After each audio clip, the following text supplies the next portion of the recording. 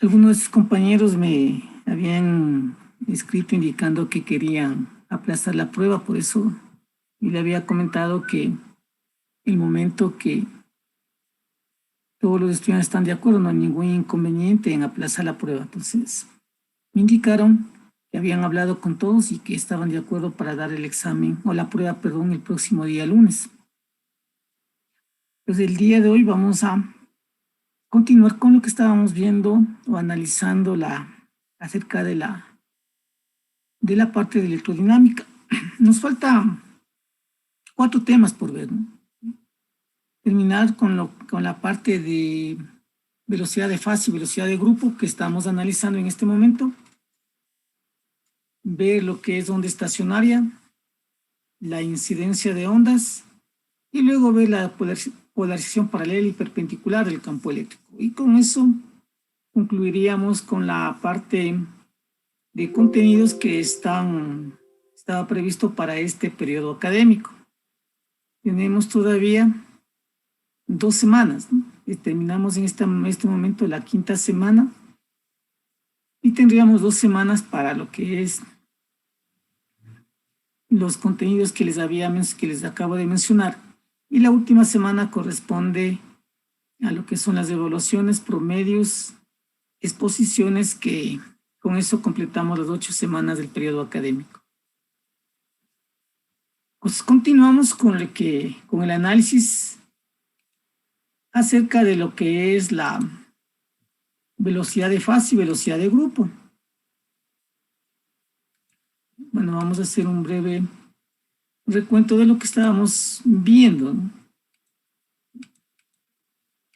Les había indicado que la velocidad de fase se la calculaba como la frecuencia angular dividido para la constante de fase. Y esa era la velocidad con la cual se movía una sola onda.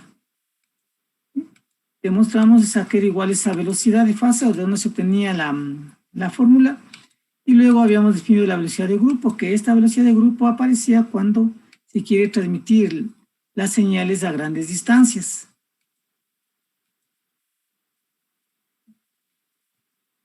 En el momento que la onda sale desde el punto de transmisión, se debe realizar lo que se denomina la modulación o la multiplicación de una onda de baja frecuencia con una de alta, de tal manera que al transmitir se combinen y en recepción se tengan las antenas no sean tan grandes.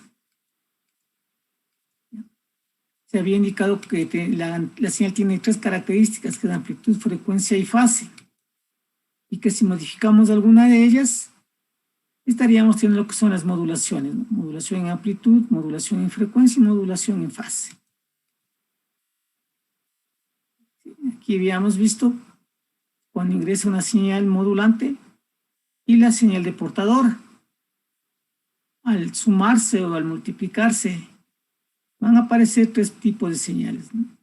La suma de las señales, la señal de portador y la diferencia de las señales, que dan origen a este contenido que se denomina la modulación en amplitud. La velocidad de fase es con la cual se mueve cada una de estas ondas. Esa es la velocidad de fase. Y la velocidad de grupo es la velocidad con la cual se mueve la envolvente de esta señal, que esta es la envolvente, ¿no? Y es la velocidad de grupo era igual a la derivada a 1 sobre la derivada de beta con respecto a W. Esto ya le habíamos puesto. De igual manera habíamos analizado para radiofrecuencia, un RF. La frecuencia de portadora está entre 540 y 1500 kHz, que son las señales de AM. Y la señal de voz, ya les había mencionado que por el teorema de Shannon, la frecuencia con la cual se muestrea la voz es igual a 10 kHz, por lo tanto, podríamos decir que la frecuencia de modulante es un incremento de la deportadora.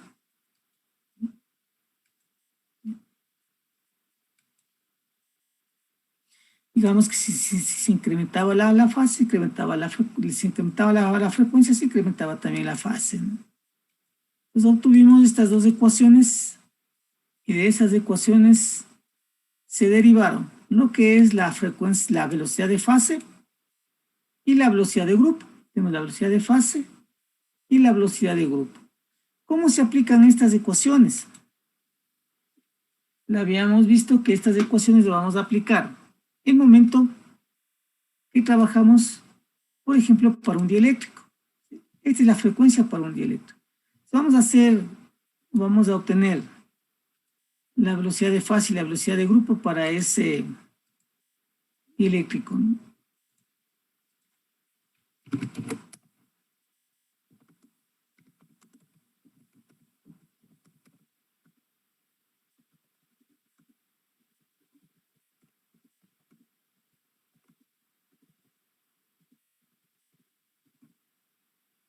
Para un dieléctrico vamos a obtener la velocidad de fase y la velocidad de grupo. Y para eso colocamos a que es igual beta.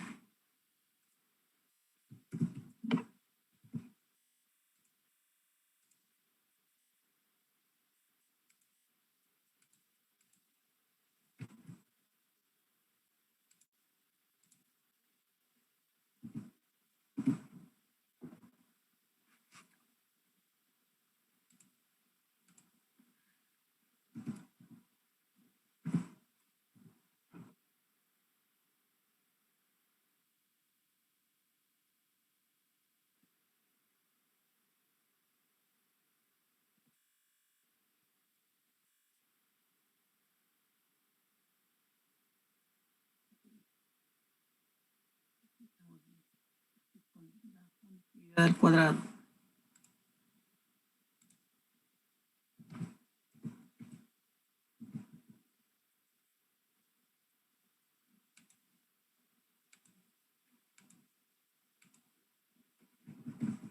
De esta manera era la ecuación para un dieléctrico, fíjense.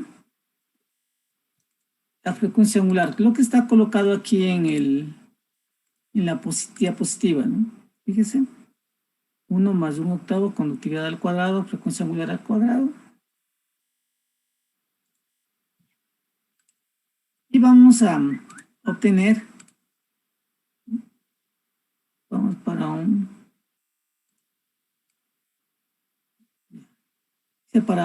un dieléctrico, obtener la velocidad de fase y la velocidad de grupo.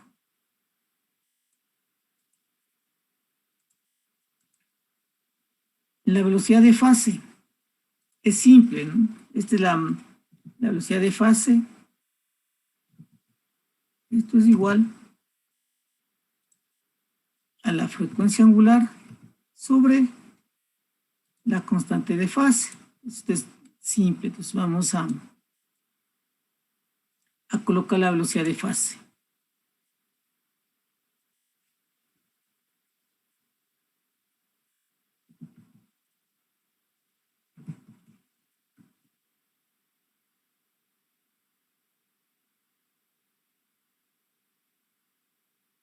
Angular sobre la frecuencia angular por la raíz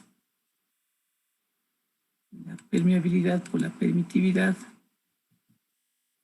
Todo esto que multiplica a 1 más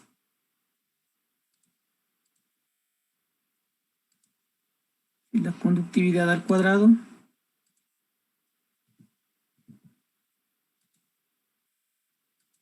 sobre 8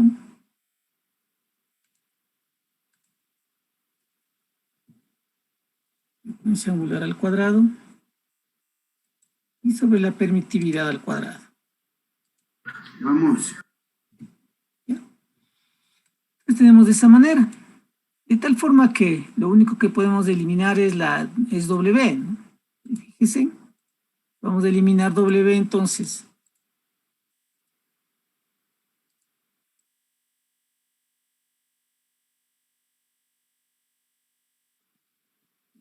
Uno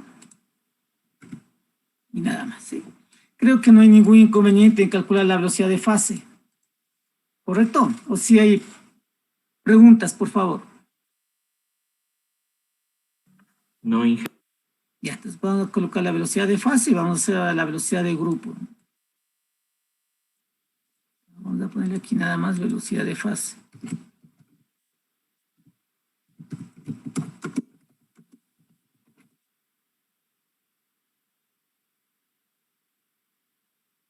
Vamos a tener ahora la velocidad de grupo.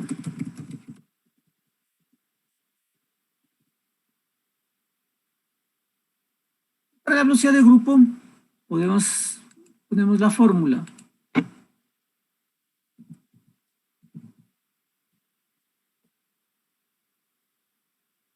1 sobre la derivada parcial.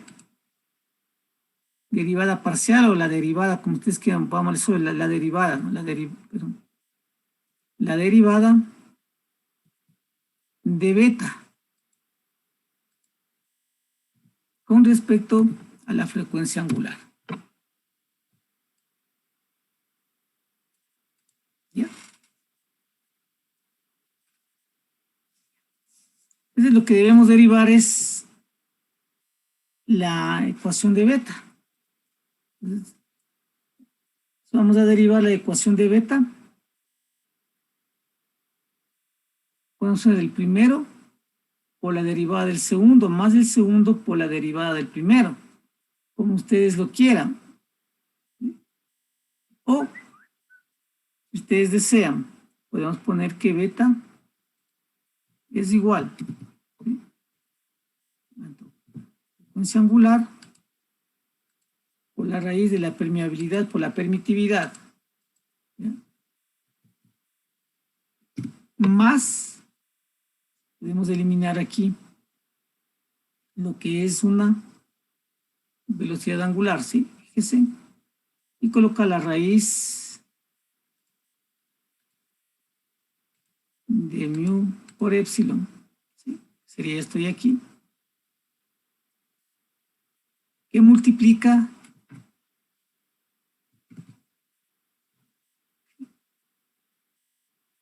a la conductividad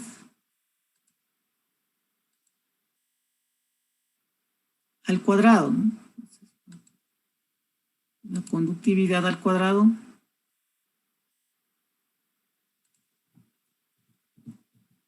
y sobre 8 frecuencia angular y por la permitividad al cuadrado. Entonces, estamos eliminando solo lo que es una frecuencia angular.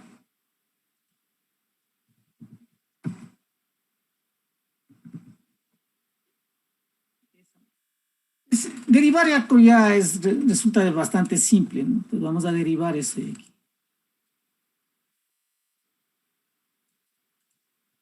Vamos a obtener la derivada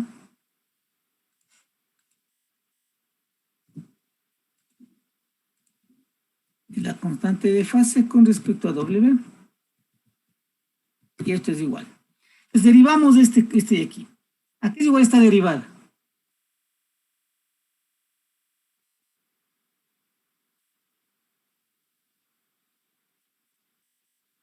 A ver, ¿a qué es igual esta derivada?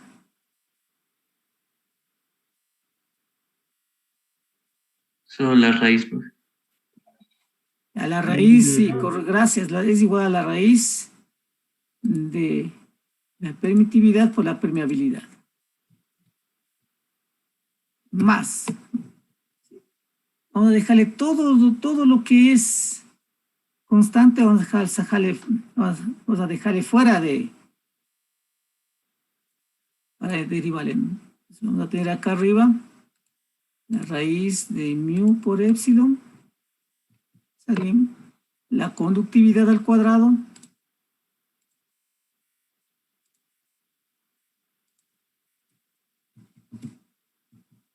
sobre 8 y la permitividad al cuadrado.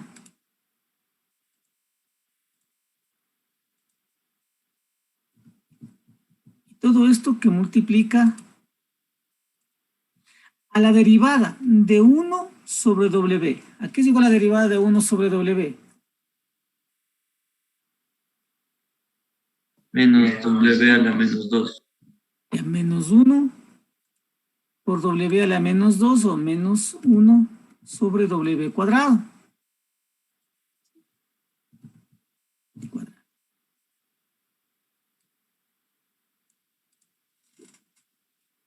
Vamos a seguir trabajando en esta derivada.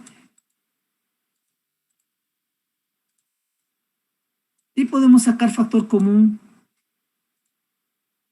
la raíz de 1 sobre W, porque también tengo aquí la raíz de 1 sobre la raíz de mu por epsilon, y tengo también aquí la raíz de mu por epsilon. Todo esto que multiplica sería A1 y más, pero que sería menos, ¿no? Porque vamos a quitarle esta raíz de aquí. ¿Ya? Sobre 8, y este ya tenemos el menos, vamos a quitarle también esto de aquí, y vamos a poner acá W cuadrado.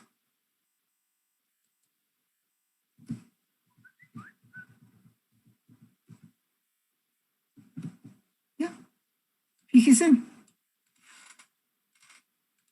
Por lo tanto, la velocidad de grupo, vamos a poner la velocidad de grupo que esté en la parte de arriba.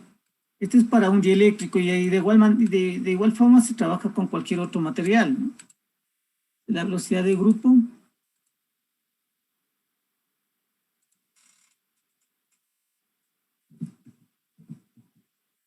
es igual a 1 sobre la derivada de W con respecto de beta con respecto a W. Y esto es la raíz mu por epsilon. Todo esto que multiplica a 1 menos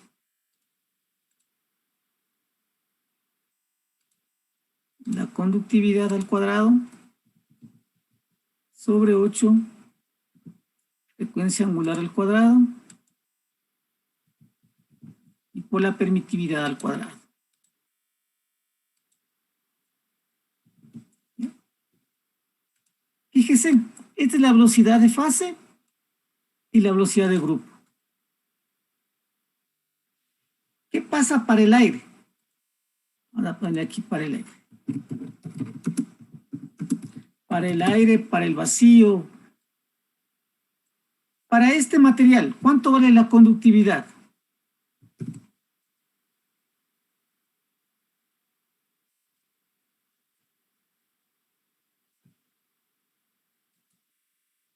¿Cuánto vale la conductividad para el aire o para el vacío?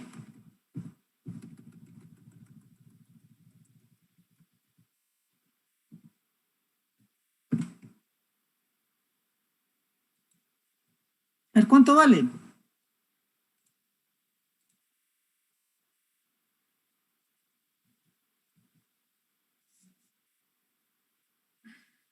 Por favor, estudien, verán que esto son cosas básicas.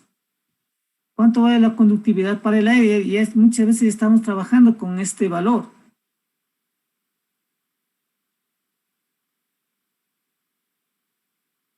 Nadie me puede responder.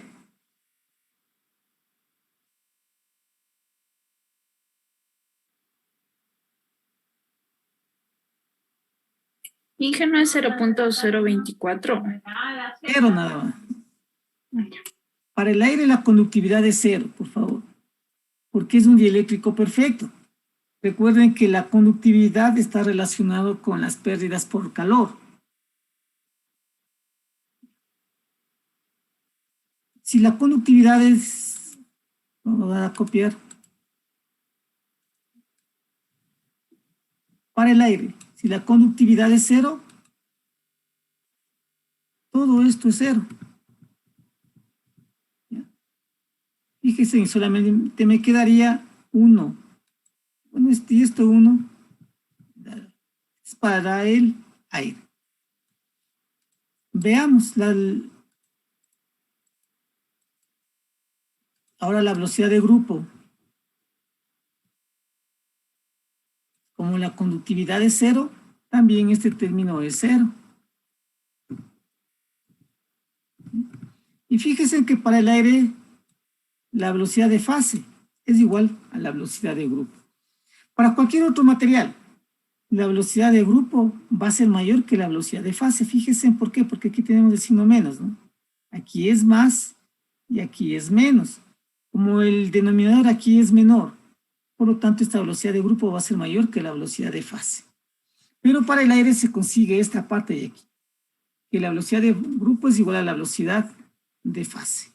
Y es igual a 1 sobre la raíz de mi por épsilon, que es lo que le estamos aplicando también en el transcurso de desde la parte del estudio de electromagnetismo, que pusimos la velocidad con la cual una onda se viaja.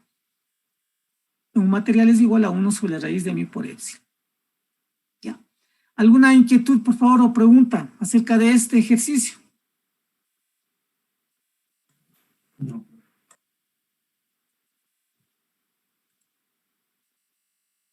¿Ya? Eso con lo que tiene que ver con la velocidad de fase y la velocidad de grupo para un dieléctrico, ¿no? Entonces vamos a continuar con lo que es ahora la parte de lo que es, ¿qué es un ancho de banda? El ancho de banda, y bueno, inicialmente tenía una definición, ahora tiene muchas definiciones, ¿no? Porque el ancho de banda simplemente era el rango de frecuencias en el cual se podía encontrar una señal. Pero ahora con la transmisión de datos, ustedes saben que ya el ancho de banda, usted le pregunta en internet, ¿cuál es tu ancho de banda? Dicen 4 MHz, es la velocidad con la cual ustedes pueden navegar, ¿no? Entonces, como les decía, aquí el ancho de banda de una señal en banda base es la extensión de las frecuencias sobre las que la señal tiene una potencia superior a cierto límite. Generalmente este límite de la frecuencia máxima se fija a menos 3 dB y corresponde a la mitad de la potencia máxima. El ancho de banda se expresa en kilohertz, en hertz, kilohertz o megahertz.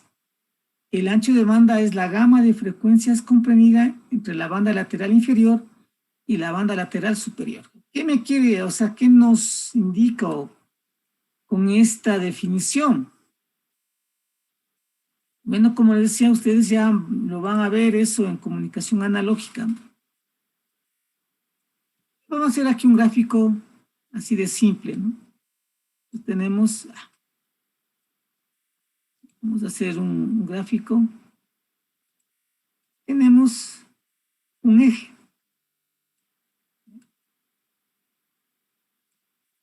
Y sobre este eje van a estar las frecuencias, ¿no?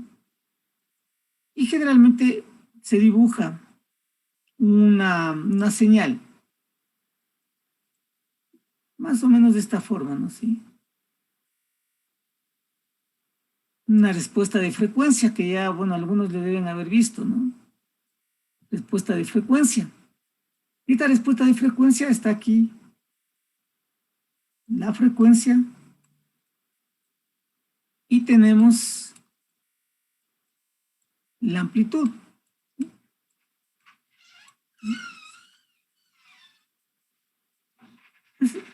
Este es el valor máximo de frecuencia que tenemos aquí, ¿no? Este es el valor máximo de la frecuencia. Bueno, debería ser centrado, ¿no? Bueno, le ponemos aquí. Vamos a centrar un poquito más. Más o menos ahí. Déjenme hacerle ingresar a su compañero. Ya. Tenemos aquí la frecuencia. Ya, esta es la frecuencia central. La frecuencia central.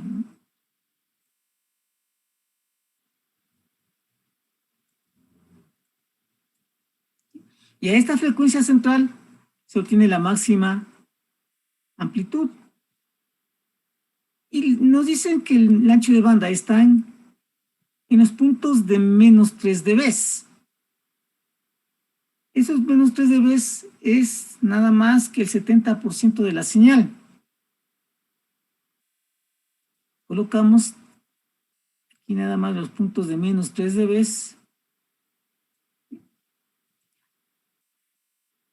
Si le ponemos de dato, ¿no? Si le ponemos de dato que esto de aquí es A.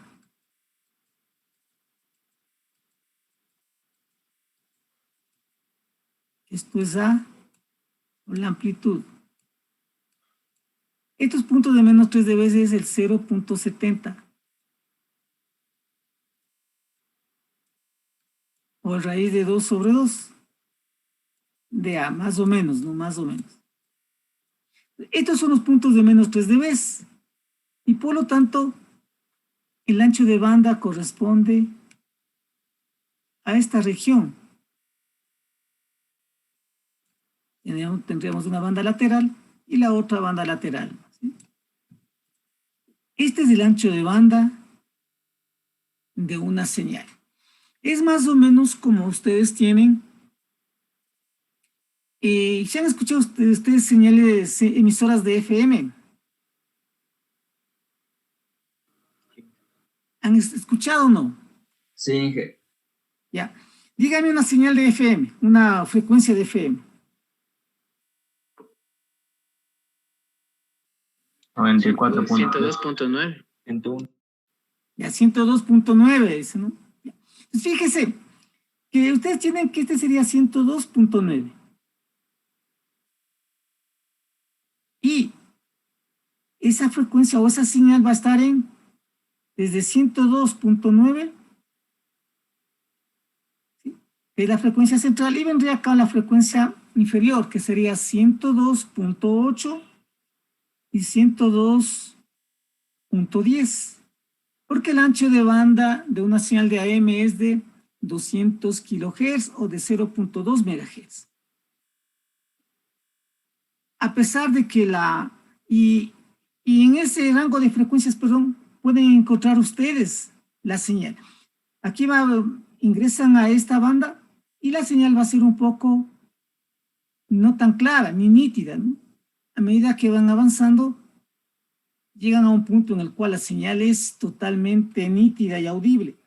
Y se van subiendo el dial, nuevamente se va perdiendo. Entonces, este es el ancho de banda, ¿no? El ancho de banda que corresponde a esta señal.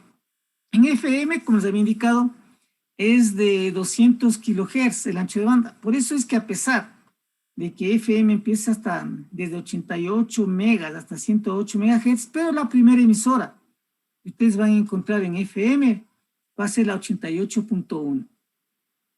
La siguiente 88.3, 88.5, 88.7, 88.9, 89.1, 89.3, 89.5, 89.7, 89.9 y así sucesivamente van a ir subiendo, ¿no?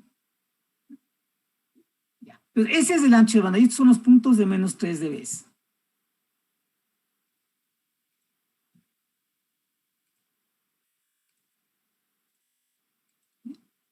El ancho de banda se expresa en kilohertz, megahertz, y tenemos lo que le había indicado. Fíjense, esta es la frecuencia máxima, la frecuencia de portadora, en la cual se encuentra el voltaje máximo. La frecuencia de portadora más la frecuencia modulante y la frecuencia de portadora más la frecuencia modulante. Y esto es el voltaje o el máximo voltaje sobre 2. Y este M es el índice de modulación, que aquí no lo vamos a definir, ¿no? Entonces, ese valor de M, por favor, denme un minutito, por favor.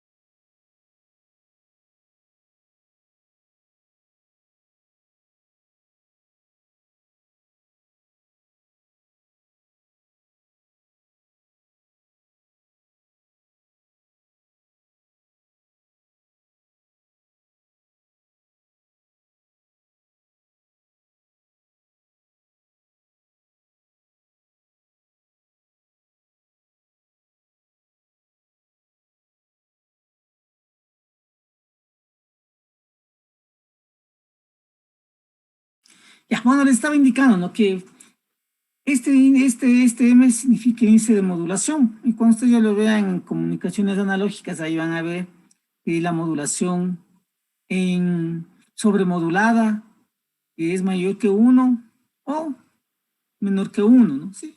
Pues ahí van a ver esa parte. Por ello, a mí lo que me interesa es esta parte. En este momento para enseñarles nada más. ¿Sí?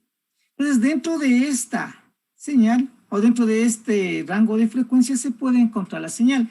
Pero aquí hay que aclarar algo. No es que la señal, por ejemplo, si la habíamos puesto, la de 88, ¿cuánto me dijo la señal? 88 punto, ¿cuánto me dijo?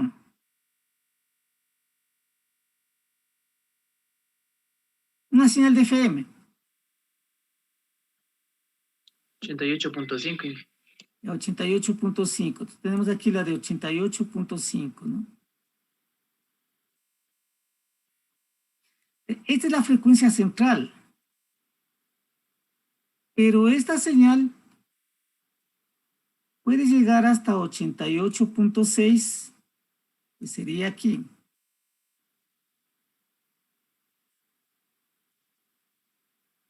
Pero mejor hagámosle de esta manera, ¿no? Déjeme poner esto mejor. Son 88.5 que me dijo su compañero.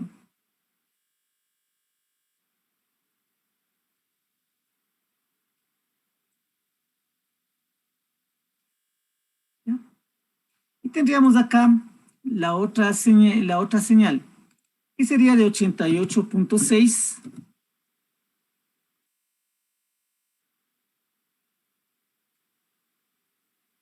Y la frecuencia más pequeña de 88.4.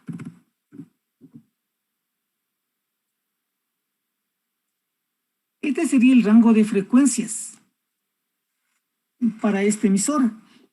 Pero, según la reglamentación del Arcotel, no es que puede ocupar todo este ancho de banda. Lo debe dejar aquí, un valor pequeño, que se denomina, o que le pone sí, un valor pequeñito aquí. Es decir, la señal puede estar desde aquí hasta acá nada más. Y este pequeño ancho de banda, o este pequeño rango de frecuencia, se le conoce con el nombre de una banda de guarda. Es decir, que vamos a tener una banda de guarda en este punto y también en el punto de acá. ¿Sí? Pues, ¿qué me indica esa banda de guarda aquí? O lo que es acá, ¿no? Entonces, lo que me va a indicar es simplemente que dentro de este rango no va a existir señal ni del adyacente ni de esta emisora, con la finalidad de que no se solapen o existe interferencia entre las mismas. Eso también se reglamenta en el Arcotel. ¿Sí? Entonces, en FM, el ancho de banda es de 200 kHz. Lo que estamos poniendo es de 88.4 hasta 88.6, siendo la frecuencia central en 88.5. En AM, en cambio, el ancho de banda es de 10 kHz. En televisión, tiene un ancho de banda de 6 MHz. Fíjese, el ancho de banda muchas veces lo tomamos o le dicen es como un embudo, ¿no? De esta manera.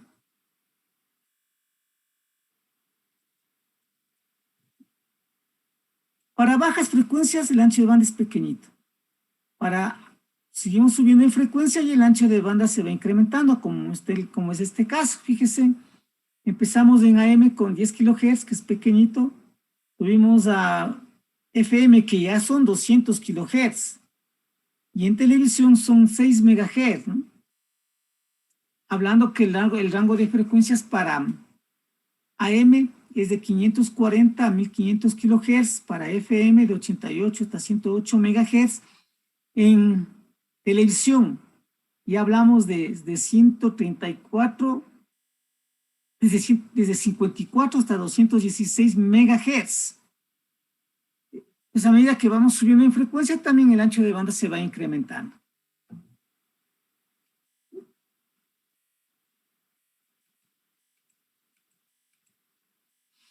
Aquí es que son las bandas de guarda.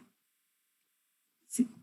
Como se conoce, existen muchas estaciones transmisoras de radio cuyas frecuencias de sintonía son muy cercanas.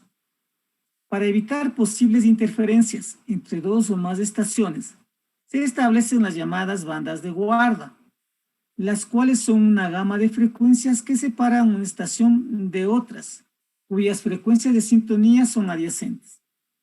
En esta gama de frecuencias que constituyen la banda de guarda no se transmite ninguna información. Es lo que les había puesto, más o menos, ¿no? Una banda de guarda. La banda de guarda depende, me parece que está en 15 kilohertz, ¿no? Es una pequeña banda en las cuales la señal, no existe señal, tanto de la señal adyacente como de la que estamos recibiendo. Por eso, bueno, ahora es un poquito complicado, ¿no? Porque ustedes lo único que hacen es ahora en forma digital, ¿no? Y automáticamente va subiendo muchas veces desde de 0.2 megas en el momento que tienen en FM. Pero antes las emisoras, cuando ustedes tenían el dial, que tenían que darle la voz, que ir sintonizando, ¿no? Ahí se podía escuchar bien que llegaban a 88 y luego había un espacio vacío. Pasaban ese espacio y la señal iba subiendo, se obtenía señal y ustedes iban calibrando hasta llegar a la señal máxima, ¿no? Esa es la banda de guarda. Pues con esto hemos concluido lo que es la velocidad de fase y la velocidad de grupo. ¿Alguna pregunta, por favor?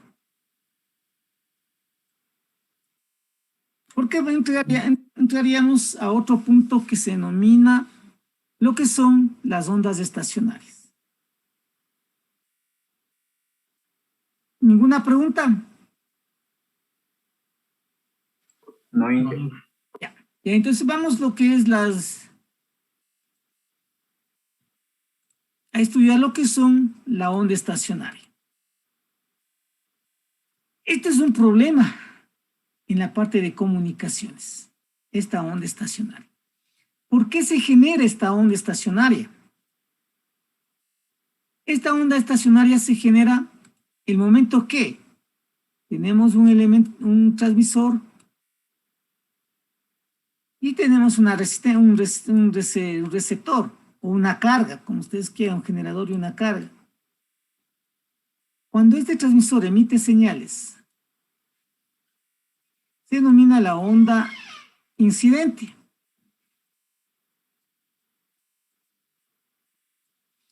Esta señal viaja por el medio de transmisión y llega al receptor.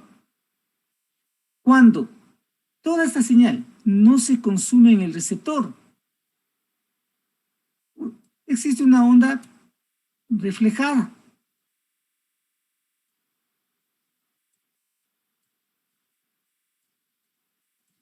Y esta onda reflejada en unión con la onda incidente dan como consecuencia una onda estacionaria.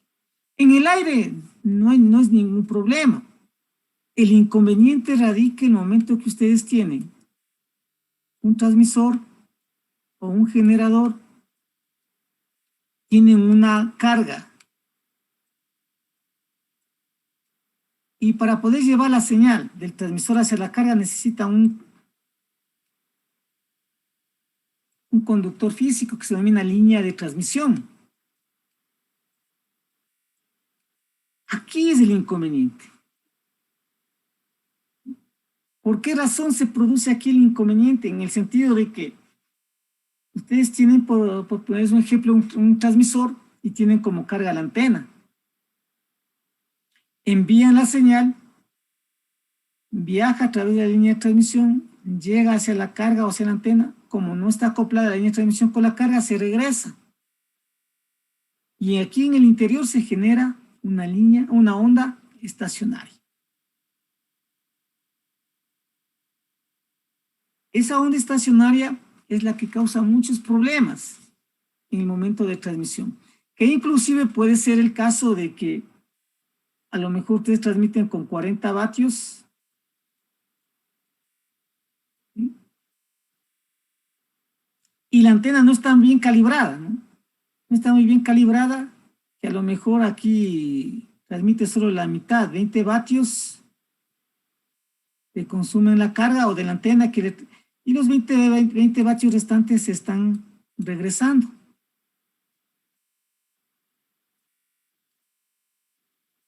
Como ustedes saben, viaja la onda y pueden llegar a este punto en fase o desfasadas. Puede ocurrir tal vez en algún instante de tiempo que aquí en la salida no tenemos 40 vatios, sino tenemos 60 vatios. Los 40 que está enviando el transmisor y los 20 que se están regresando por la línea de transmisión. Y esto puede ocurrir que se queme el transmisor. Ese es el problema que se radica en las ondas estacionarias. Por lo tanto, se debe atenuar esta onda estacionaria. En el caso de comunicaciones, pero en cambio hay otras aplicaciones en las cuales la onda estacionaria es bien útil, como por ejemplo cuando se quiere saber la frecuencia de una señal desconocida. Ahí sí se emplea la onda estacionaria. Entonces, vamos a, una vez con esta breve introducción, ¿qué es una onda estacionaria?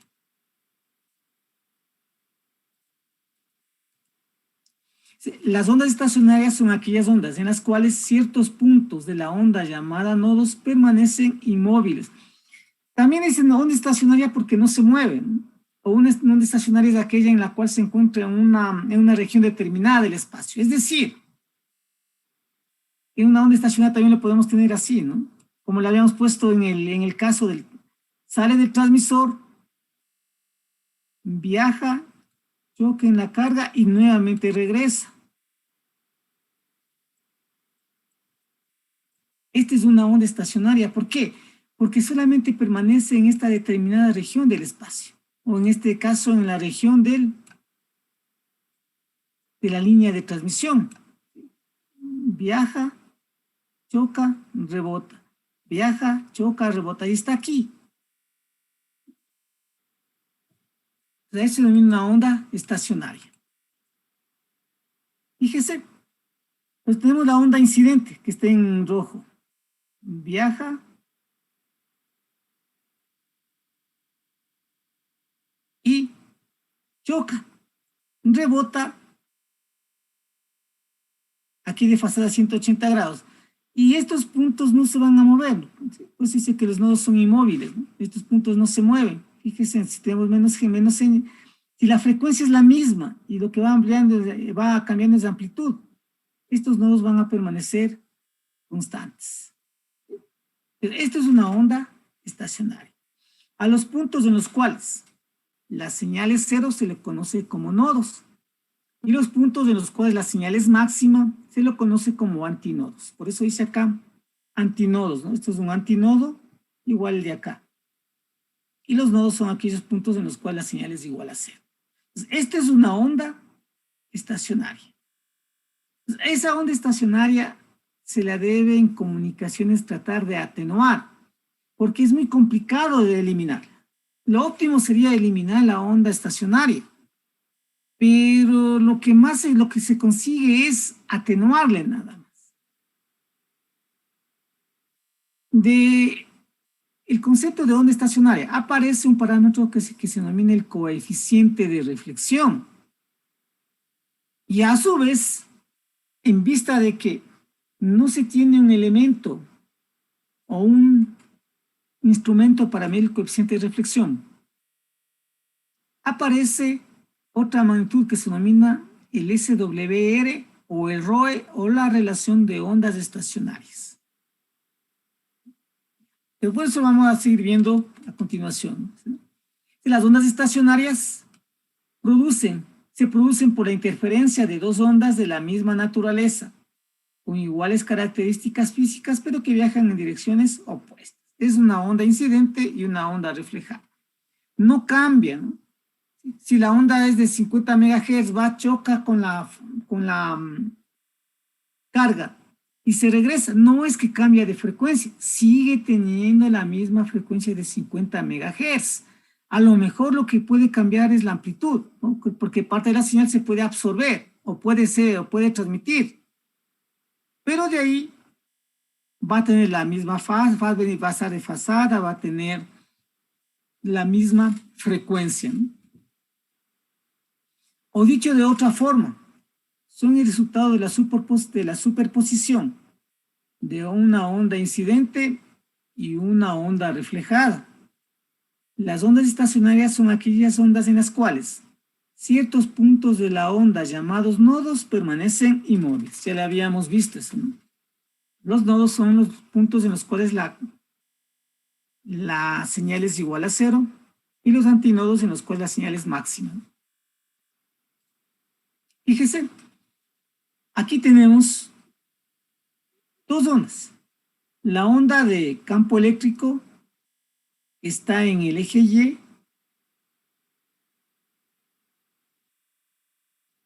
y la onda del campo magnético que está en el eje Z. ¿Sí? Es la que está en azul. La propagación de las señales en X. Recuerden nuevamente que las ondas son transversales electromagnéticas, aquellas en las cuales los dos campos son perpendiculares y estos a su vez son perpendiculares a la dirección de propagación. Si se asume que aquí tiene un conductor perfecto. Cuando es un conductor perfecto, viene la señal, choca y rebota. Por lo tanto, aquí deberíamos hacer el análisis de cuál es el funcionamiento o cómo se comporta las ondas en el momento que rebotan hacia el mismo medio de transmisión. Entonces vamos a descansar, son las 16:55, a las 5 minutos y regresamos de las 17 horas para seguir en el estudio de las ondas estacionarias.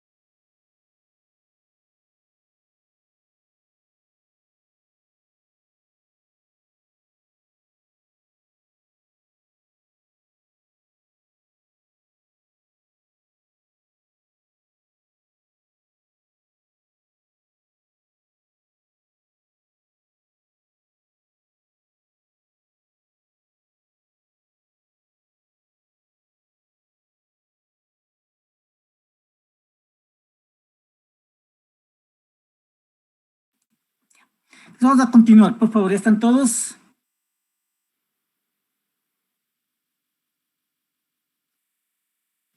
Sí, Ya, pues vamos a continuar con lo que estábamos analizando acerca de la onda estacionaria, ¿no?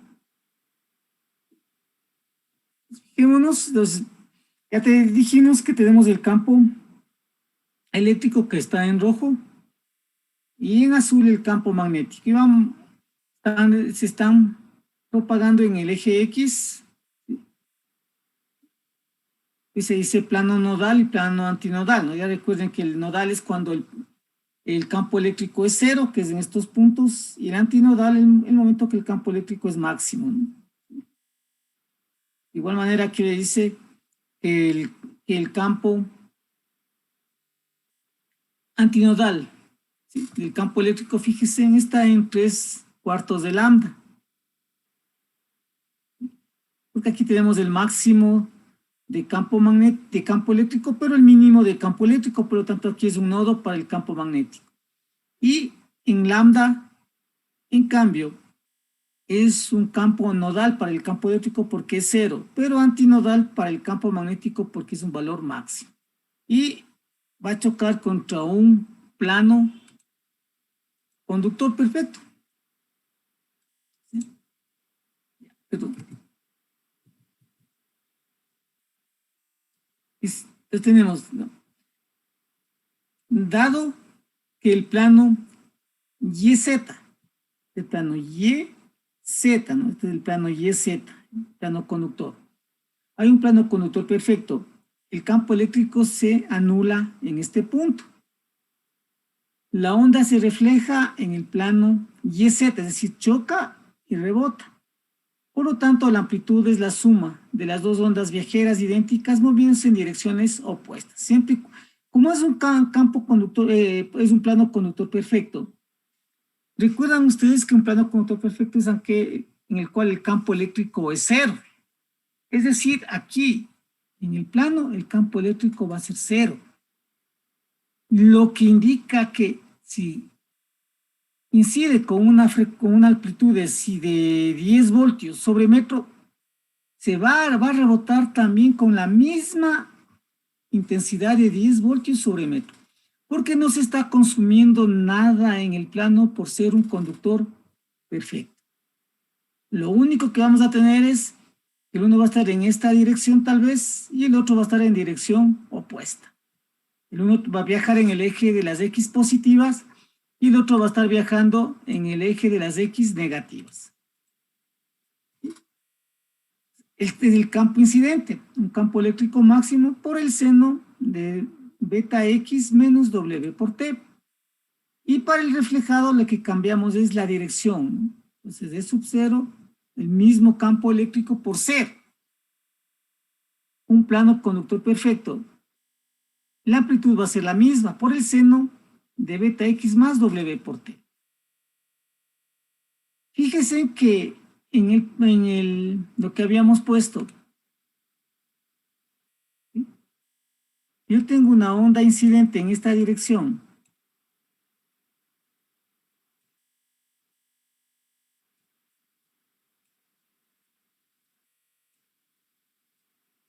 Y tenemos ahora una onda reflejada en dirección opuesta.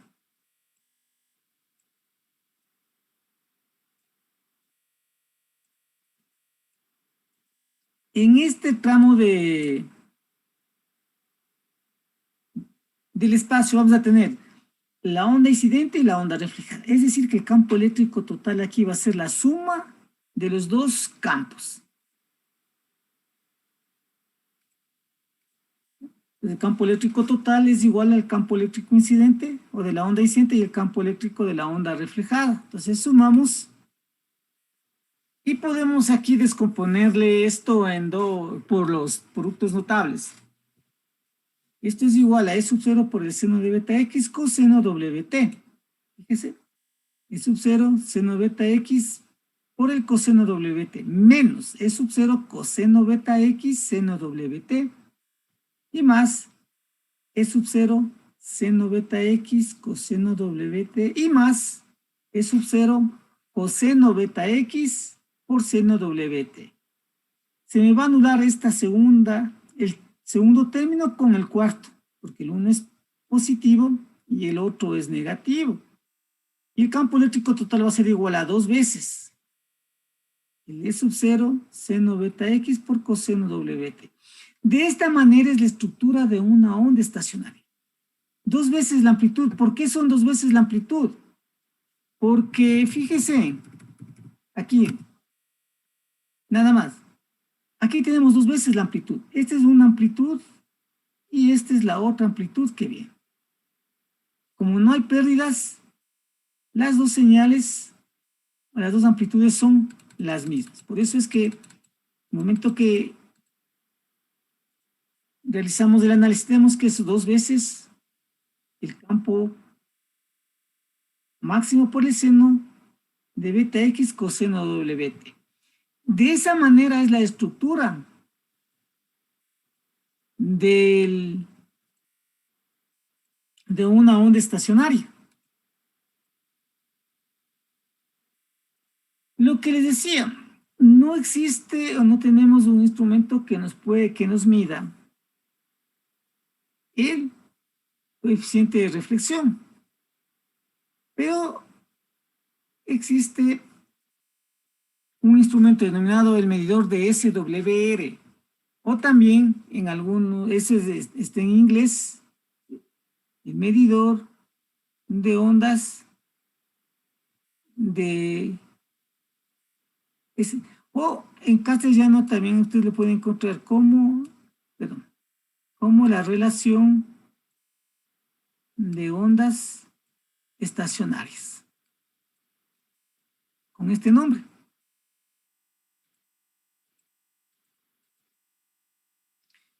Pero ¿qué me indica esta relación de ondas estacionarias? La relación entre el valor máximo y el valor mínimo de la intensidad de campo eléctrico de una onda estacionaria se denomina razón de la onda estacionaria, o el SWR, la relación del campo eléctrico máximo sobre el campo eléctrico mínimo. Cuando la propagación de ondas se realiza en medios con discontinuidades, se debe considerar el coeficiente de reflexión. Un coeficiente de reflexión describe la amplitud o la intensidad de una onda reflejada respecto a la onda incidente. Es decir, cuando no existe el medio no es homogéneo, ¿no? Si no existen partículas o discontinuidades, entonces debemos ver o calcular el coeficiente de reflexión. ¿Y cómo se calcula este coeficiente de reflexión? No es más que la relación de la onda reflejada dividido para la onda incidente.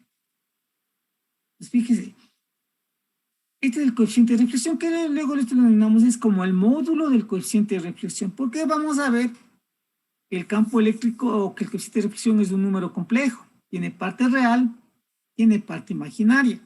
Eso ustedes lo van a analizar en líneas de transmisión, pero aquí lo que necesitamos saber es qué me representa el coeficiente de reflexión. Esa es la relación entre la intensidad o la magnitud de la onda reflejada con respecto a la onda incidente. Por lo tanto, este coeficiente de reflexión puede tener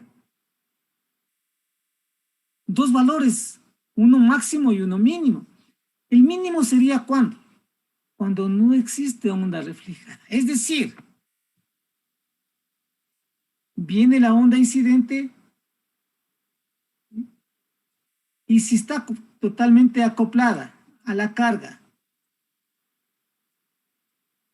toda la señal se consume y no se regresa nada. Por lo tanto, aquí no vamos a tener onda reflejada. Eso significa que el coeficiente de reflexión va a ser igual a 0, que es lo óptimo que deberíamos tener en un sistema de comunicaciones. El coeficiente de reflexión sea igual a 0. Pero también puede ocurrir el otro caso extremo, en el cual viaja una onda incidente, choca, y la carga se comporta como un plano reflector y toda la energía se regresa. En ese caso estaríamos diciendo que la amplitud de la onda incidente es igual a la amplitud de la onda reflejada y por lo tanto el coeficiente de reflexión va a ser igual a 1. Es decir, Cuando el coeficiente de reflexión es igual a 1, no se transmite nada o existe una reflexión total.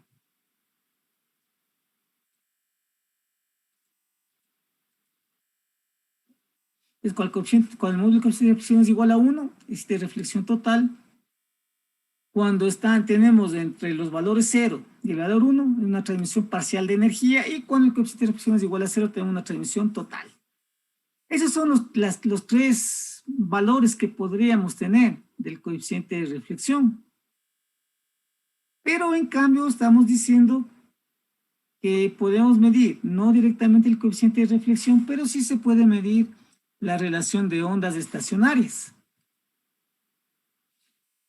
Fijémonos aquí, porque vamos a obtener a qué es igual el coeficiente de reflexión, porque aquí estamos colocando solamente el módulo, ¿no? El módulo es igual el módulo del campo eléctrico reflejado sobre el campo eléctrico incidente. Colocamos un campo eléctrico incidente en el eje X, que va a ser igual a la amplitud del campo eléctrico incidente multiplicado por E a la J beta X unitario en Y. El campo eléctrico estaba en Y. Recuerden ustedes que estamos haciendo referencia a esta parte de aquí, ¿no? El campo eléctrico estaba en Y. Fíjese, aquí está el campo eléctrico en Y.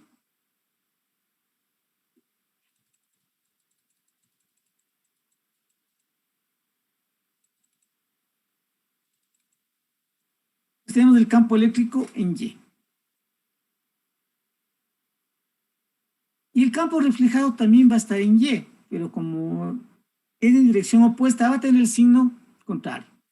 Campo eléctrico reflejado en X igual a la amplitud del campo eléctrico reflejado por E a la menos J beta X y sigue siendo unitario en Y.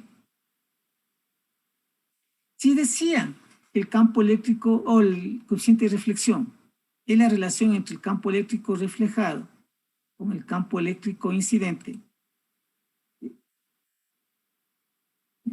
vamos a ver que, bueno, primero el campo eléctrico total, sumamos los dos valores y prácticamente esto, recuerden que esto lo podemos transformar en senos y cosenos. ¿Y qué es lo que hacemos del campo eléctrico total? Sacamos del factor común la onda incidente. Entonces, E sub I por E a la J beta X, como sacamos el factor común, es 1 más. Y tenemos que dividir para el campo eléctrico incidente, ¿no? Y fíjese que esto, el campo eléctrico reflejado, o la magnitud del campo eléctrico reflejado, sobre la magnitud del campo eléctrico incidente, eso se le conoce con el nombre del coeficiente de reflexión, módulo del coeficiente de reflexión, que es este de aquí. Y le vamos a subir al numerador el E a la menos J beta X, y este va a subir con el signo contrario, es decir, que vamos a tener, que va a ser 1 más el módulo del coeficiente de reflexión, que es esta parte de aquí, y por E a la menos J2 beta X. Aquí se ha puesto el campo eléctrico total en función del coeficiente de reflexión. Y van a ver que esta ecuación es bastante empleada en líneas de transmisión, en la ecuación de voltaje, en la ecuación de corriente, en la de la potencia de las líneas de transmisión.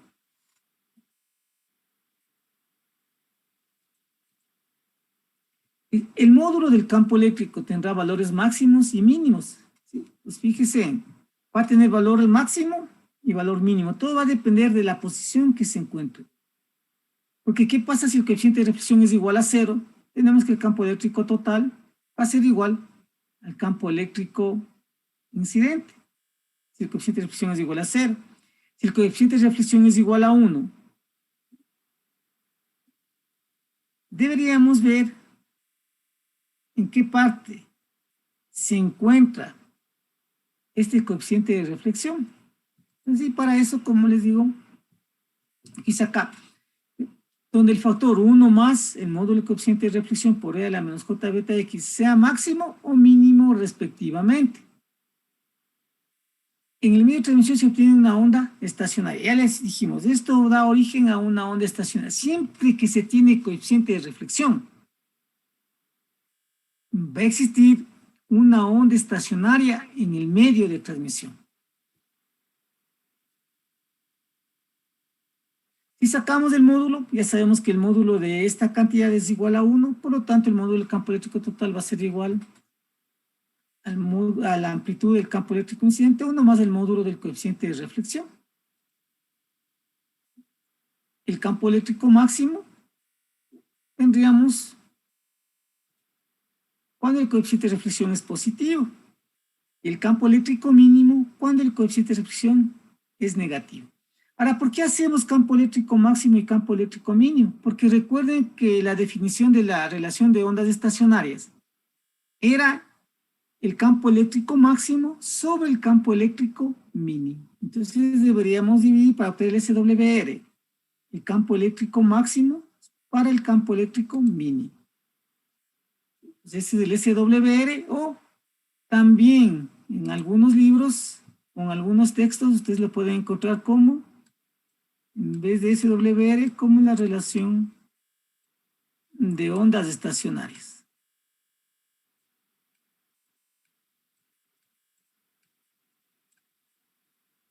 Módulo del campo eléctrico máximo sobre el módulo del campo eléctrico mínimo.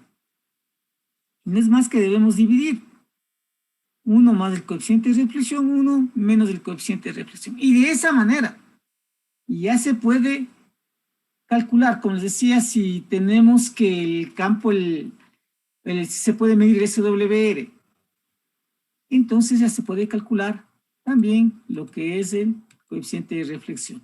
Fíjense, entonces tendríamos SWR es igual a 1 más el módulo del coeficiente de reflexión sobre 1 menos el módulo. Si despejamos, el módulo del coeficiente de reflexión va a ser igual a SWR menos 1 y SWR más 1. Pero fijémonos aquí. Voy a ir un pasito antes. Se dijo que teníamos dos valores, ¿no? Cuando el módulo del coeficiente de reflexión es igual a 0, ¿cuánto vale el SWR?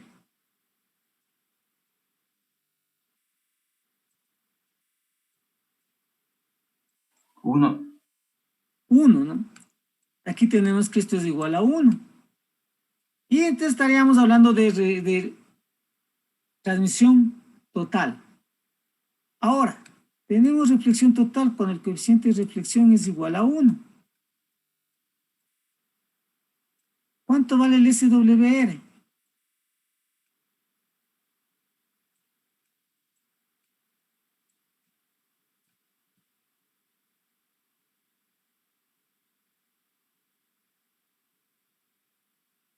¿Cuánto vale?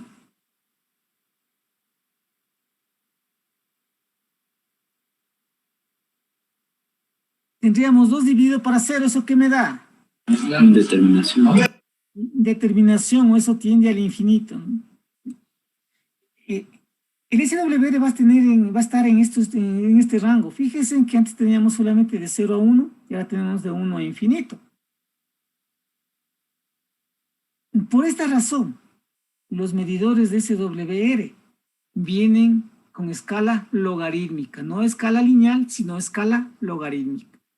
Y hay valores entre 1 e infinito. Va a existir una transmisión parcial de energía. Lo óptimo sería tener un SWR igual a 1. Pero en vista que no se puede obtener estos valores, dependiendo de la persona que está realizando el montaje, la instalación del equipo de transmisión, pueden ser valores óptimos 1.5, 1, hasta 2. Más de 2 prácticamente, a mi modo de ver y por experiencia propia, les digo que más de 2 causa muchos problemas en el momento que se está trabajando en sistemas de comunicaciones. Es imposible a veces tener el SWR igual a 1, pero sí podemos llegar a tener un valor de 1.5, 1.6 y ese sería un valor aceptable de SWR. Lo teníamos de esta manera. Fíjense, aquí colocamos valores de SWR y módulos del coeficiente de reflexión. Cuando es 1.2 tenemos un coeficiente de reflexión de 0.09, que podríamos decir que se está más o menos reflejando un 9% de la señal incidente, ¿no? Cuando es 1.5 ya se refleja el 20% y se está consumiendo el 80% de una carga. Cuando tenemos un valor de 2, se está reflejando el 0.33 y se está consumiendo más o menos el 0.47%, el 0.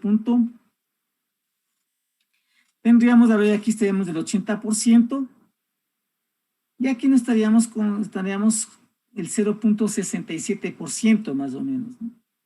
Cuando es 2.5, ya se refleja el 0.42. Fíjese.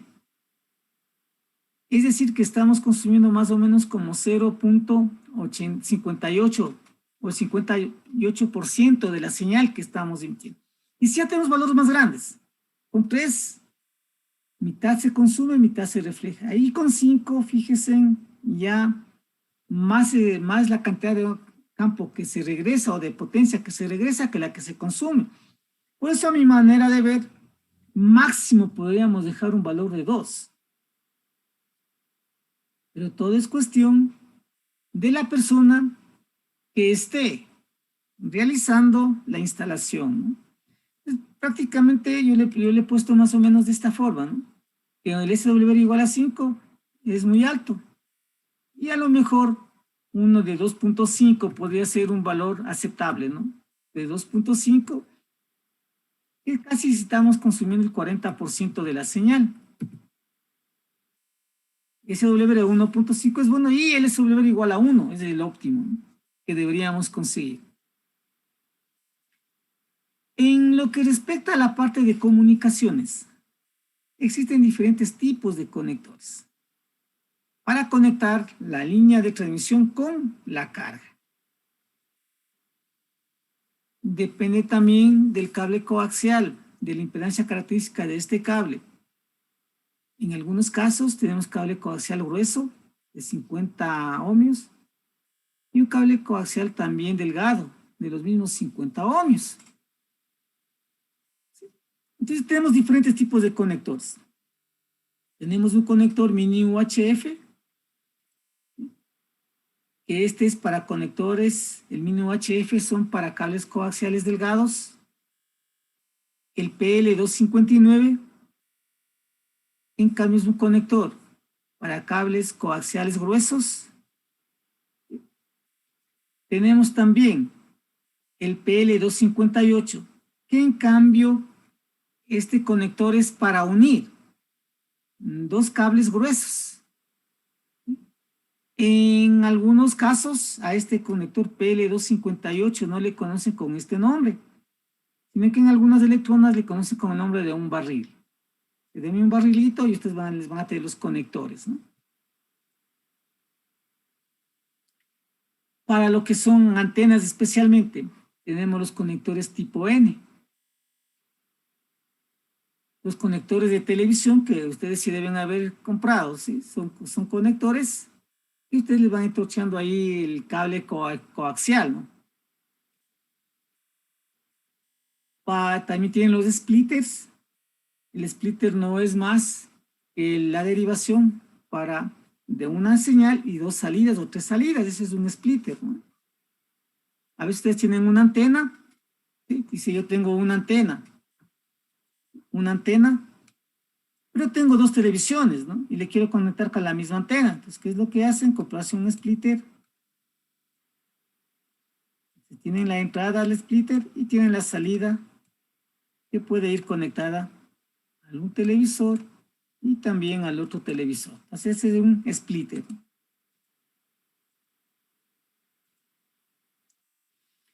Cuando en comunicaciones se está trabajando con lo que es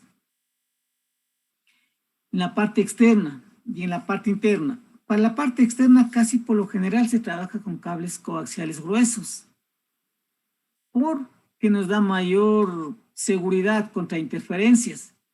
Y en la parte interior se suele trabajar con cables coaxiales delgados, porque nos da mayor facilidad, mayor maniobrabilidad para trabajar en el interior.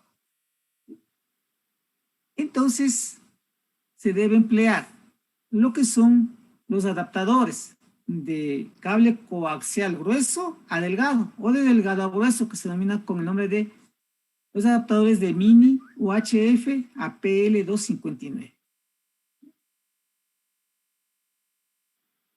Entonces, fíjense, voy a ver si tienen alguna pregunta acerca de esto, de lo que es el SWR.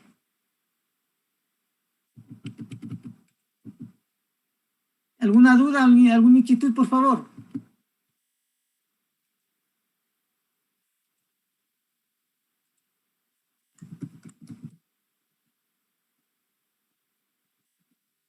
No.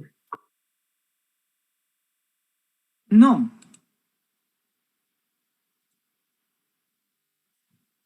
Bueno, si no tienen dudas o inquietudes, fijémonos aquí. No sé si pueden visualizar estos conectores. Sí. Este es un PL259, lo que les decía, ¿no? Para cable coaxial grueso. Aquí tenemos un conector. Busquemos acá otros conectores. Fijémonos. Aquí tenemos, igual este es un PL259. Este en cambio es un mini UHF. Es para cable coaxial delgado. Bueno, estos son los de NBC, que son para lo que ustedes saben, para lo que son las puntas de osciloscopio. Este es igual, sigue siendo un PL259, aquí dice conector PL259. Fíjese. Busquémonos aquí. Voy a ponerle un conector PL258.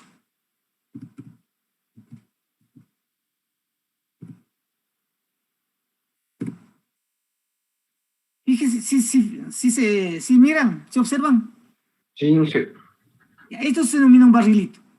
En vez de ser este nos sirve para unir dos cables coaxiales gruesos.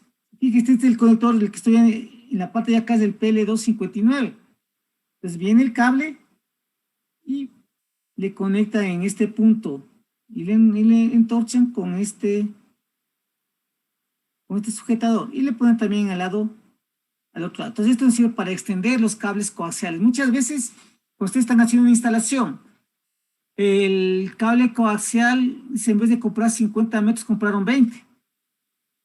Y les falta 30 metros, ¿no? Pero no pues si boto los 30 y compro los 20 y compro los 50. Compran 30 más y lo que hacen es, con este conector, extender el cable. Fijemos que aquí tenemos un mini UHF, conector mini UHF.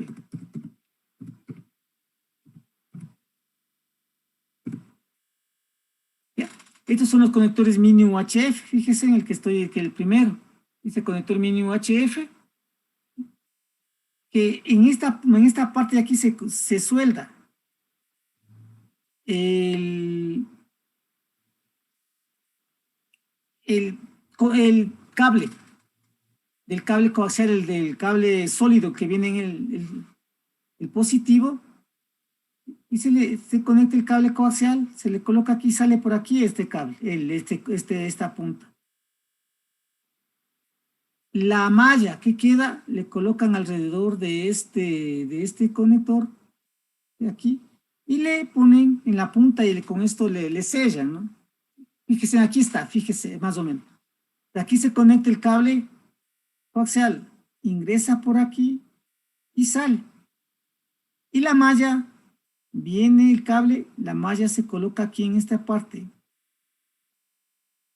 Ingresa este cilindro y este cilindro se aprieta, ¿no? De tal manera que quede en la que quede sujeto el cable.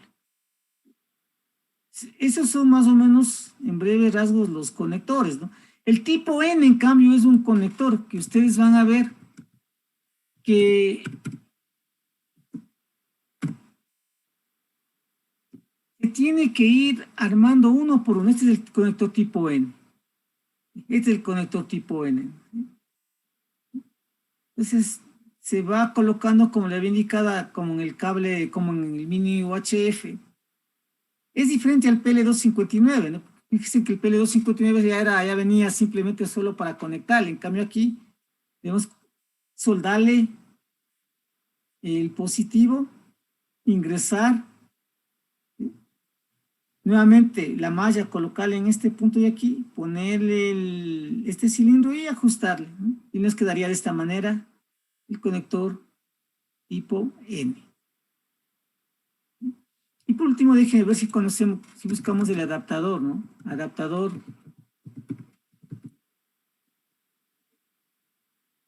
L259 a mini UHF.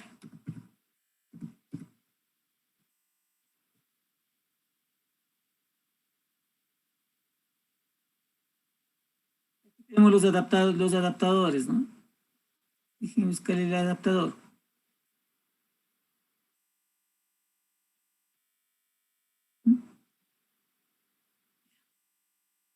Noten, ya, más o menos este es el adaptador de PL a mini UHF. Fíjense, aquí está el conector para mini UHF y aquí ingresa el conector de PL. Igual es este, ¿no? El mini UHF y aquí está para el conector PL. Mini UHF y aquí viene el conector PL. 259, que es el cable grueso, ¿no? Pues eso nada más quería que ustedes tranquilamente también pueden, ¿sí? En el momento que estén realizando instalaciones, especialmente de sistemas de telecomunicaciones, se emplean mucho estos conectores, ¿no? Cuando realizamos, por ejemplo, se puede decir cuando están realizando la instalación de los radiotaxis. Ahí se emplean mucho estos conectores porque en algunos radios las antenas ya vienen con cable coaxial delgado, ¿no? Pero en algunos equipos de radio tienen en la parte posterior, no para un conector mini UHF, sino tienen para conectores de PL259, por lo tanto se debe realizar esa adaptación, ¿no? Preguntas, dudas o inquietudes acerca de este tema, antes de empezar con lo que son la incidencia normal ahora de cables, ¿no? ¿Preguntas? Pues veamos qué es la incidencia ahora.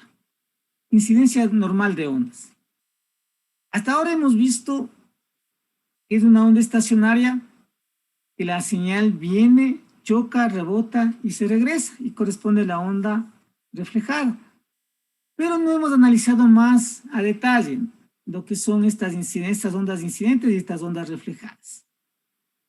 En este punto vamos a hacer un análisis de este tipo de ondas, de las ondas incidentes, las ondas reflejadas, y también vamos a hacer primero con una incidencia normal y luego con una incidencia oblicua. Para una incidencia normal, lo más común es que la propagación de las ondas electromagnéticas se lo realice en medios limitados con parámetros constitutivos diferentes.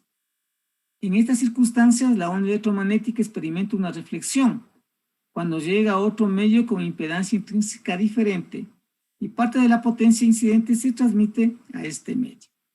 Un ejemplo de eso, tenemos su antena de aire o su antena de la televisión por cable y la televisión. Físicamente están unidos mediante un cable coaxial. Entonces, la señal que viene o que capta la antena del aire viaja a través de la línea de transmisión, ¿no? Y esa línea de transmisión se conecta al televisor. Entonces, el televisor sería para este ejemplo sería la carga. Si toda la energía no se consume ahí, parte de la energía se va a regresar. O sea, claro, vamos en el caso de la antena. La antena está en el aire. Si la impedancia de la antena no es la igual en la impedancia del aire, pues las ondas que están en el aire vienen, partes son captadas y otras partes rebotan. Y las dos tienen impedancias diferentes, eso dice contiene impedancias diferentes. En el aire ya vimos que era 377 ohmios. Y de las antenas, dependiendo del tipo de antena, podemos tener una de 73 ohmios, de 120 ohmios.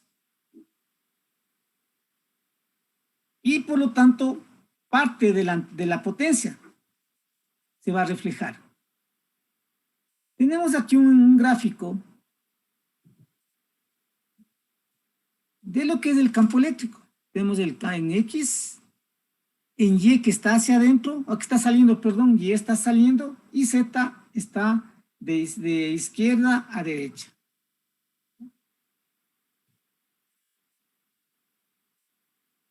El campo eléctrico tenemos una onda incidente. Onda incidente del campo eléctrico.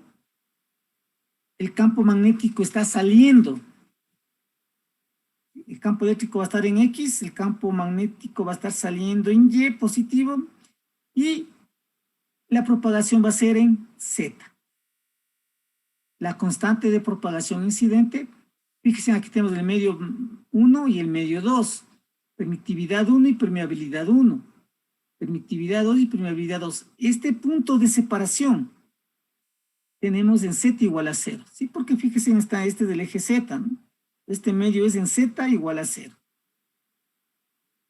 Yo lo que quiero que ustedes se fijen es lo siguiente.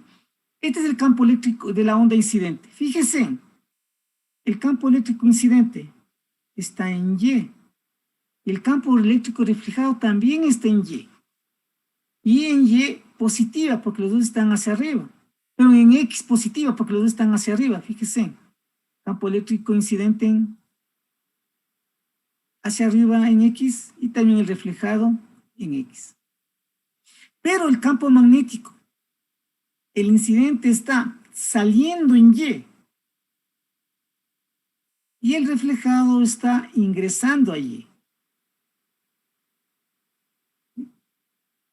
Es la diferencia que existe entre el campo eléctrico incidente con el reflejado del campo magnético. Y luego tenemos el transmitido. El campo eléctrico transmitido está en la misma dirección del campo eléctrico incidente y reflejado. El campo magnético transmitido está saliendo de Y, es decir, que tiene la misma dirección que el campo incidente. El reflejado es el que cambia de dirección. De igual manera, la constante de propagación, aquí está en eje Z positivo, el de transmisión en Z positivo, pero el de reflexión va a ser en Z negativo, porque debe estar dirigiendo, sino porque viene, choca y debe cambiar de dirección. Esto nos va a servir para realizar nuestro análisis del comportamiento de la incidencia de los campos en forma perpendicular. Es el campo eléctrico incidente, ya habíamos indicado. ¿Por qué le ponemos en Z? Porque la propagación es en Z. Fíjese, en esta dirección se está propagando, en esta dirección se está propagando, en esta dirección se está propagando. Es decir, campo eléctrico incidente y reflejado y transmitido van a estar en el eje Z. ¿Ya?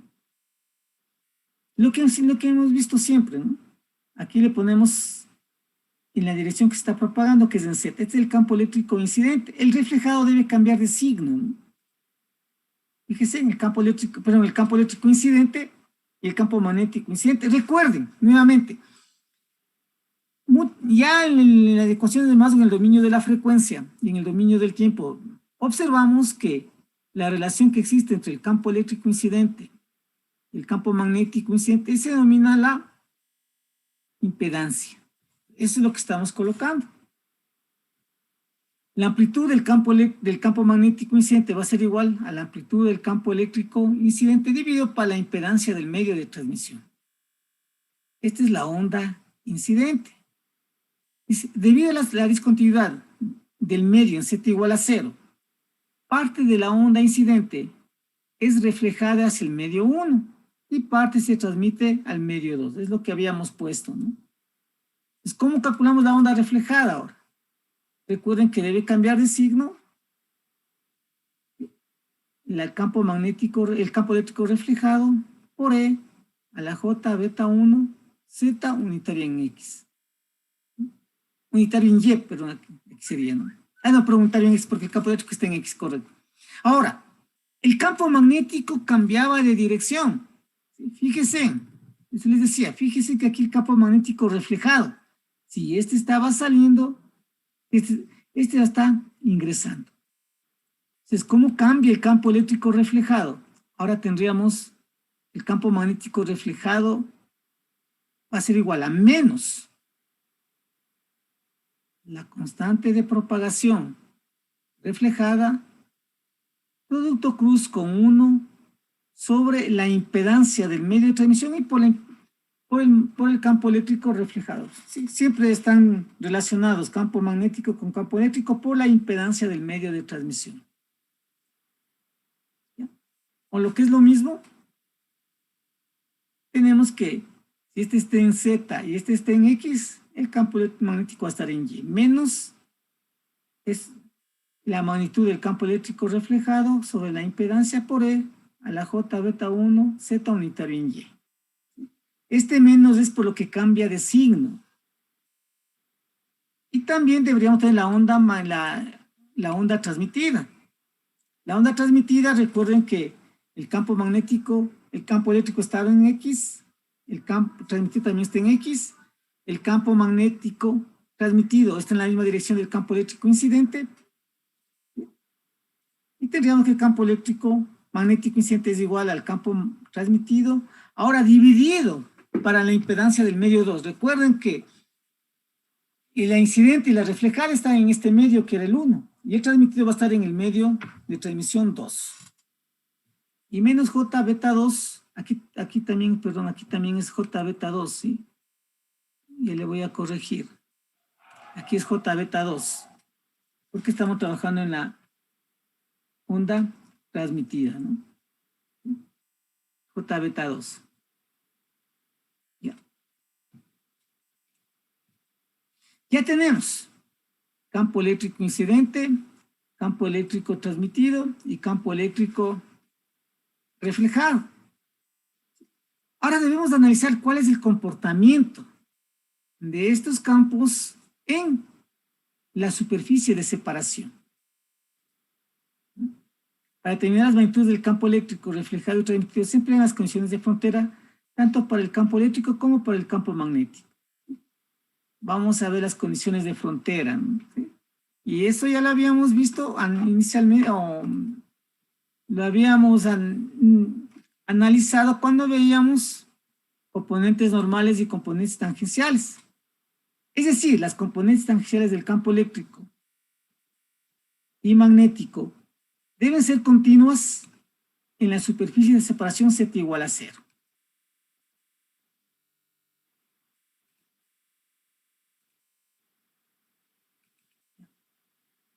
Campo eléctrico incidente y reflejado debe ser igual al campo eléctrico transmitido. En Z igual a 0. Si hacemos en Z igual a 0, el campo eléctrico, fíjese, Z igual a 0, el campo eléctrico transmitido. Si le pongo Z igual a 0, esto es 0 y E a la 0 es igual a 1. Por lo tanto, vamos a tener el campo eléctrico transmitido. Igual tenemos el campo eléctrico reflejado, también esto es 0. Y solo... Fíjese, en el campo eléctrico reflejado esto es 0 y tenemos el campo, es la magnitud del campo eléctrico reflejado. De igual manera el campo eléctrico incidente. Estamos trabajando, o estamos haciendo el análisis para el medio de separación. Igual sucede con el campo magnético, fíjese. Y estas dos ecuaciones, la primera ecuación Y esta segunda ecuación, o sea, la segunda y la cuarta ecuación, es la que se va a emplear para obtener el coeficiente de transmisión y el coeficiente de reflexión de la incidencia normal de ondas. Y la ecuación del campo eléctrico se divide por la impedancia intrínseca, ¿no? Entonces, ¿qué vamos a hacer? Si quiero trabajar con la ecuación segunda y con la ecuación cuarta, fíjese que quiero con esta ecuación y también con la ecuación de acá. ¿Sí? A esta primera ecuación le debo dividir para la impedancia intrínseca del medio 1 para poder eliminar o el campo eléctrico incidente o el campo eléctrico reflejado, que para este caso sería más factible el campo eléctrico reflejado. ¿Por qué razón? Porque cuando queremos calcular cuando se quiere calcular el coeficiente de transmisión, debemos relacionar la amplitud o la magnitud del campo eléctrico transmitido sobre el campo eléctrico incidente, que es el coeficiente de transmisión. Para el coeficiente de reflexión debemos relacionar la amplitud del campo eléctrico reflejado con la magnitud del campo eléctrico incidente. Pero si le dividimos, fíjense, a esta ecuación para la impedancia del medio 1 y sumamos, y voy a ponerle aquí, esta va a ser la ecuación 1, esta va a poner una ecuación 2, y acá le pongo una ecuación 3. Al sumar la ecuación 2 con la ecuación 3, se va a eliminar el campo eléctrico reflejado.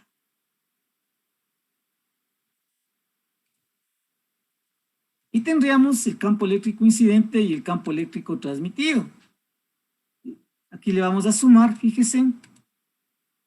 Y sumamos las ecuaciones y se nos eliminan lo que habíamos puesto.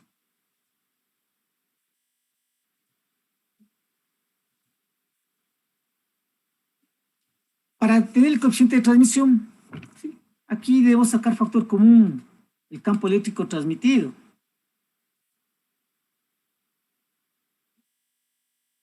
Sacamos denominador común N1 por N2 en el denominador y en el numerador sería N2 más N1.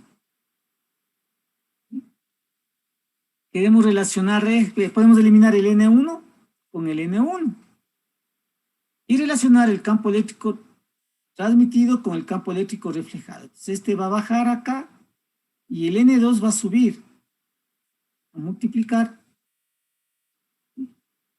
eliminando el N1. Y tendríamos el campo eléctrico transmitido es igual a 2N2 sobre N1 más N2 por la magnitud del campo eléctrico incidente. De esta manera calcularíamos la magnitud del campo eléctrico transmitido. ¿Qué cantidad de señal de la onda incidente se transmite? Y esto en función de las impedancias de los medios de transmisión. Y si relacionamos la amplitud del campo eléctrico transmitido con la amplitud del campo eléctrico incidente, da como resultado el coeficiente de transmisión. ¿Sí? Ahora queremos calcular la relación que existe entre el campo eléctrico reflejado y el incidente. Vamos a multiplicar, ¿sí?, a la primera ecuación por N, dividimos para N1 y N2 y en el otro multiplicamos por N1. ¿Sí? Tenemos de esta manera.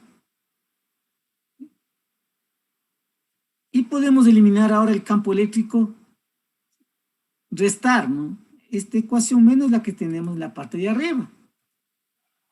Restamos las ecuaciones y se nos va a eliminar. El momento que restamos, se nos va a eliminar el campo eléctrico transmitido y solo vamos a tener el campo eléctrico incidente y reflejado que, combinarlo de cierta manera, nos va a dar el módulo, ¿no?, o la relación que existe entre el reflejado y el incidente. Podemos pasar estos al otro lado de la igualdad o los dos al otro lado de la igualdad, como ustedes quieran. No hay ningún problema en ese sentido. Fíjese, sacamos el factor común Inclusive podríamos poner aquí, sacar el denominador común en los dos lados. O pasarle al otro lado, como lo hemos hecho aquí. Le hemos pasado al otro lado de la igualdad este campo eléctrico incidente. Y cambio de signo. Este se me hace positivo y el de acá se me hace negativo. Y podemos eliminar la impedancia del medio 1, denominador común, N2 por N1, N2 más N1 o N1 más N2, como ustedes quieran, N1 por N2 y N2 menos N1, y eliminamos los denominadores. ¿Cómo calculo ahora qué cantidad de campo eléctrico reflejado se regresa al medio de transmisión? Entonces, es igual a N2 menos N1 sobre N2 más N1. Fíjese, todo está en función de la impedancia del medio de transmisión.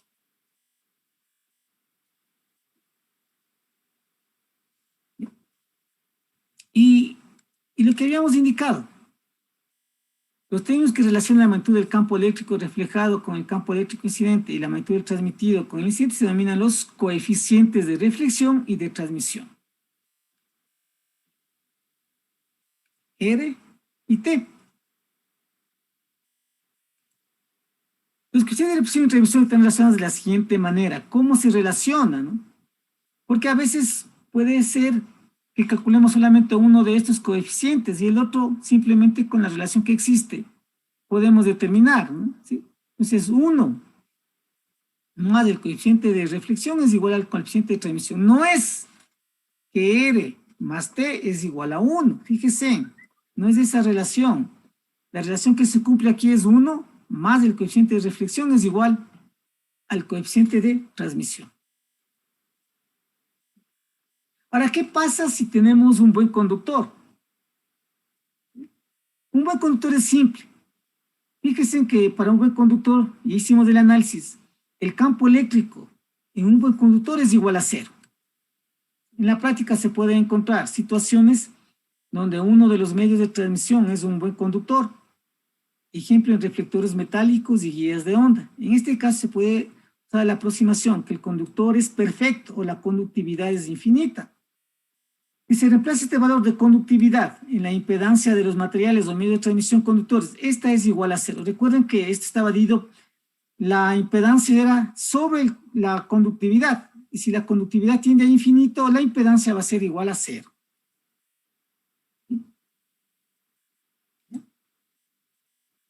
Si la impedancia es igual a 0, la impedancia del medio 2 es igual a 0 de las ecuaciones que estamos viendo inicialmente. Si esto es igual a 0, tendríamos que el coeficiente de reflexión es igual a menos 1. ¿Por qué? Porque nos quedaría N1 sobre N1. El coeficiente de reflexión es igual a menos 1. Y esto indica que el campo eléctrico reflejado es igual a menos del campo eléctrico incidente. Es decir, si tengo 50 vatios, se regresan los 50 vatios. Si hablamos del campo eléctrico, tengo 10 voltios sobre metro, se regresan los 10 voltios sobre metro, no se consume nada, ¿no? Solo cambian de signo.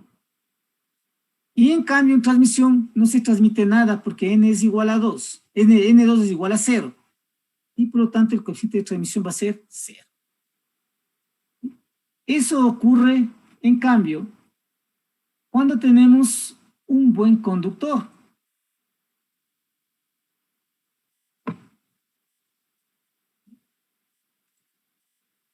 La onda incidente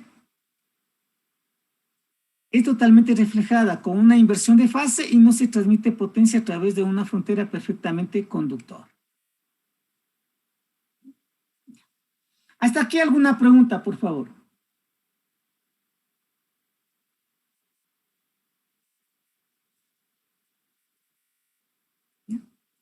Pues vamos a quedarnos aquí. Y continuaríamos el día martes, pues ya que el día lunes tenemos la prueba, ¿no? Entonces, si no tienen preguntas, dudas o inquietudes de estas deducciones que estamos sacando de las fórmulas, lo que más nos interesa es el mecanismo que se utiliza para obtener las fórmulas y luego ya el resultado final. Ustedes van a tener ya en la plataforma o en la aula virtual todas estas diapositivas y pueden repasar la manera como se obtienen estas fórmulas, ¿no? Si no tienen preguntas, muchísimas gracias y que tengan un buen fin de semana. Solo estaba subido hasta banda de guarda y No, si les revisa bien, ya está subida. Por eso, nos falta esto y aquí. Solamente nos falta, a ver, nos falta subir es esto, ya que la incidencia, la onda estacionaria. ¿no? ¿Alguna otra pregunta, por favor? Si no, muchísimas gracias y nos vemos el día lunes en la prueba y el martes en clases. Que tengan un buen fin de semana y se cuida mucho. Gracias, Inge. Hasta luego. Gracias igualmente. Luego, Inge, cuídese, pase bien.